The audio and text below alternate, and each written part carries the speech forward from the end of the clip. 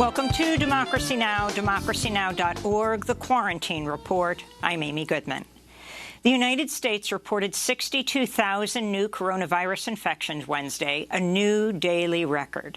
This brings the total number of confirmed cases to over 3 million, by far the largest in the world. At least 5 states, Missouri, Texas, Tennessee, Utah, and West Virginia, set new single-day infection records on Wednesday.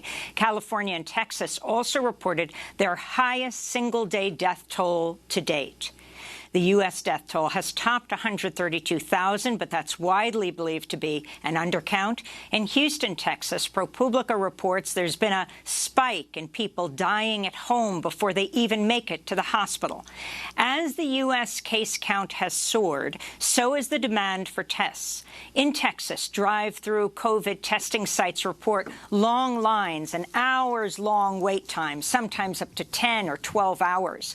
And with many laboratories backlogged, test results can take more than a week to arrive, making contact tracing ineffective. Meanwhile, the White House Coronavirus Task Force held just its second public briefing in more than 2 months. Notably absent, top U.S. infectious disease scientist Dr. Anthony Fauci, who this week called the U.S. response to the coronavirus, quote, really not good. President Trump Tuesday slapped back at Dr. Fauci in an interview with Fox News. Well, I think we are in a good place. I disagree with him. You know, Dr. Fauci said don't wear masks, and now he says wear them. And he said numerous things. Dr. Fauci responded he had said don't wear masks because there was a shortage for even doctors and nurses and hospital staff. The Trump administration is continuing to push for public schools to reopen in the fall, despite concerns from educators and public health officials. On Wednesday, President Trump lashed out at the Centers for Disease Control and Prevention, saying the CDC's guidelines on safely reopening schools was, quote, very tough and expensive. Hours later, the CDC announced it would revise its guidelines, which call for staggered scheduling, new seating arrangements to encourage social distancing, the use of face coverings, and the closing of communal spaces. Trump also threatened to cut off funding for schools that do not reopen. On Wednesday, New York City Mayor Bill de Blasio announced New York students will receive a mix of in-person and remote learning in the fall. Students will attend classes in person between 1 and 3 days a week.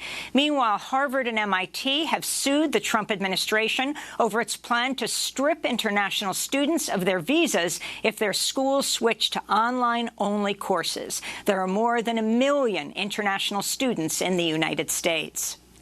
In California, a 7th prisoner has died at San Quentin State Prison from complications related to the coronavirus. More than 1,300 prisoners have tested positive for the virus so far there, making it one of the largest hotspots in the country. Meanwhile, in Arizona, at least 240 immigrants have tested positive at the privately owned Eloy Detention Center. Nearly half the center's staff have also tested positive. NBC reports the staff shortage has resulted in immigrants being detained in their cells for up to 24 hours at a time without access to showers, laundry, and other necessities. The jail is owned by CoreCivic. Coronavirus cases are soaring in Tulsa, Oklahoma, following President Trump's indoor rally in the city June 20th. On Monday, Tulsa County reported a record 261 new cases. Dr. Bruce Dart, the Tulsa Health Department director, linked the rise in cases to recent large events in Tulsa. The past 2 days, we've had almost 500 cases, and we knew we had several large events a little over 2 weeks ago, which is about right. So I guess we just connect the dots. Trump surrogate Herman Cain, who attended the Tulsa rally, has tested positive for COVID-19. President Trump is planning to hold another large campaign rally this weekend in Portsmouth, New Hampshire, but many top Republicans in the state do not plan to attend.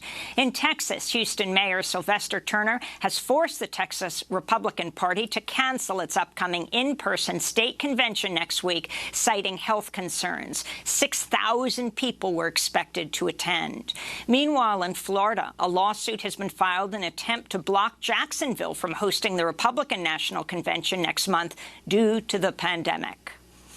Health and Human Service Secretary Alex Azar is facing criticism after claiming health care workers don't get infected with COVID-19. We have healthcare workers. They don't get infected because they take appropriate precautions. They engage in social distancing. They wear facial covering. They use good personal hygiene.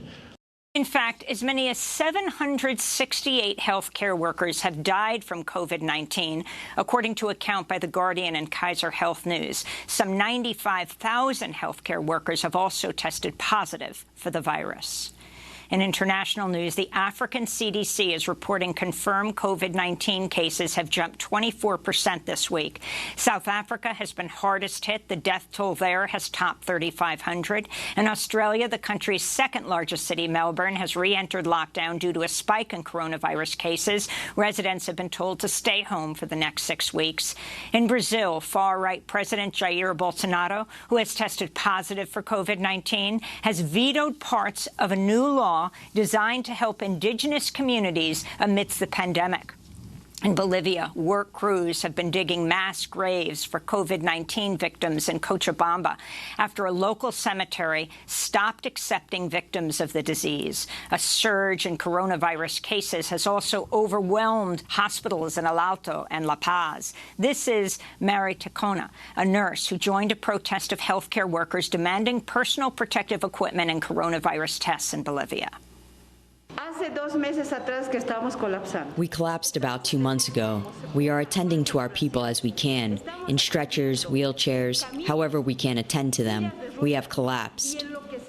Oxfam is warning that 122 million people could be pushed to the brink of starvation this year due to the fallout from the COVID-19 pandemic. The global charity says this could result in 12,000 people dying per day by the end of the year due to COVID-19-linked hunger. Oxfam America President Abby Maxman said COVID-19 is the last straw for millions of people already struggling with the impacts of conflict, climate change, inequality, and a broken food system that's impoverished millions of food producers and workers, she said. Back in the United States, the Supreme Court voted 7-2 Wednesday to uphold Trump administration rules allowing employers with religious or moral objections to deny workers access to free birth control coverage. The ruling hollows out a birth control mandate under the Affordable Care Act that requires most private health insurance plans to cover birth control without a copay.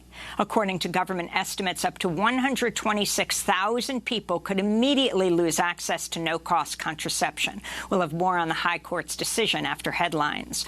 Also on Wednesday, the Supreme Court ruled civil rights laws barring workplace discrimination do not apply to most teachers at religious elementary schools. The ruling carves out a major exception to U.S. fair employment laws. Meanwhile, a spokesperson for the Supreme Court revealed this week that Chief Justice John Roberts suffered a fall at the Chevy Chase Country Club in Maryland June 21st and was hospitalized after hitting his head. Roberts received stitches and was released the next day. He was previously suffered seizures on at least 2 occasions. In Texas, condemned prisoner Billy Joe Wardlow was pronounced dead at 6:52 p.m. local time Wednesday, 24 minutes after prison officials strapped him to a gurney and injected him with a massive dose of the sedative pentobarbital. It was Texas' first execution since the start of the pandemic. Wardlow's killing came hours after the U.S. Supreme Court refused his petition for a stay of execution. He was convicted of capital murder after a botched robbery in 1993 when he was 18 years old. His lawyers argued he was too young to receive the death penalty. The owner of the Dakota Access Pipeline threatened Wednesday to keep the pipeline open, defying a court order for the pipeline to be shut down and emptied of all oil in the next 30 days, pending an environmental review. The company, Energy Transfer, told Bloomberg News, quote, "We are not shutting in the line." The company went on to accuse the federal judge of exceeding his authority, claiming he, quote, "does not have the jurisdiction to shut down the pipeline or stop the flow of crude oil," unquote. The company later said it had no intention of defying the order. Energy Transfer is owned by Dallas billionaire Kelsey Warren, who hosted a fundraiser for President Trump last month. President Trump welcomed Mexican President Andrés Manuel López Obrador to the White House Wednesday for a ceremony marking the signing of the U.S.-Mexico-Canada agreement. Canadian Prime Minister Justin Trudeau skipped the event, citing scheduling conflicts and health concerns. President López Obrador's White House visit came days after Mexican labor lawyer Susana Prieto Terrazas was released from jail following her arrest for allegedly inciting riots in support of striking maquiladora workers. She's been ordered to remain at her home address in the state of Chihuahua for the next 2.5 years and will be barred from traveling to the border state of Tamaulipas, where she led labor campaigns that won historic wage gains for workers. Prieto Terrazas called the travel ban unconstitutional in a video posted after her release. There appears to be a criminal association, not only to discredit me as they have tried for years with lies, but to disarticulate me, to disarm me, to end me, to annihilate me, to take my life, because if the head of the workers' movement in northern Mexico is dead, the rage is over. A United Nations investigator Wednesday called the U.S. drone strike on Iranian General Qasem Soleimani in January unlawful and arbitrary under international law and a violation of Iraq's sovereignty.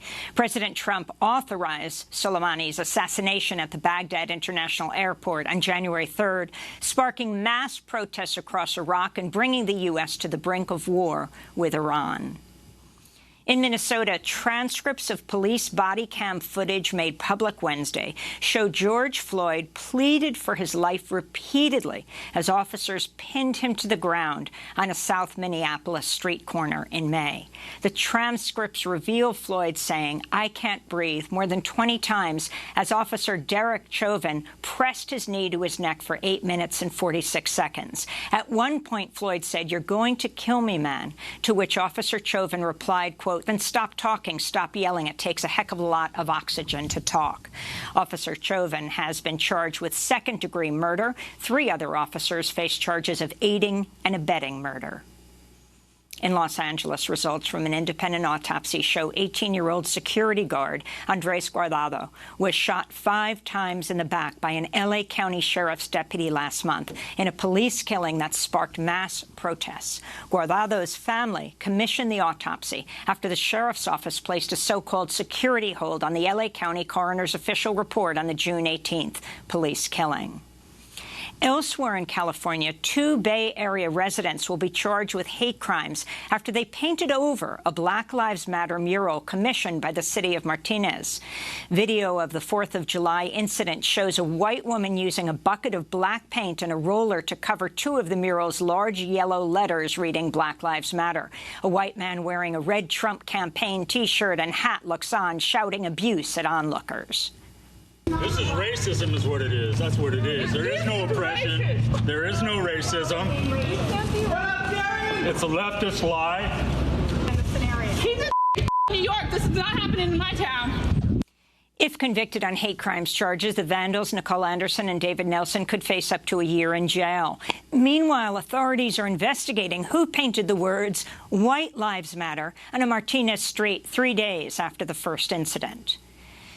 In Jackson, Mississippi, officials have approved plans to remove a monument to the city's namesake, President Andrew Jackson, from outside City Hall. Jackson Mayor Chokwe Antar Lumumba said in a statement, quote, "When I took office, I found out the name Jackson means God has shown favor. So we want to reclaim the name of our city for that meaning and divorce it from the legacy of a brutal owner of enslaved people who was instrumental in initiating the Trail of Tears against indigenous people," unquote. Jackson officials are considering replacing the Andrew Jackson statue with a monument to Medgar Evers, the civil rights leader who was assassinated by a white supremacist in Jackson 57 years ago. In media news, Fox News host Tucker Carlson's under fire over racist attacks on Senator Tammy Duckworth and Congressmember Ilhan Omar, using language that echoes a popular white nationalist slogan.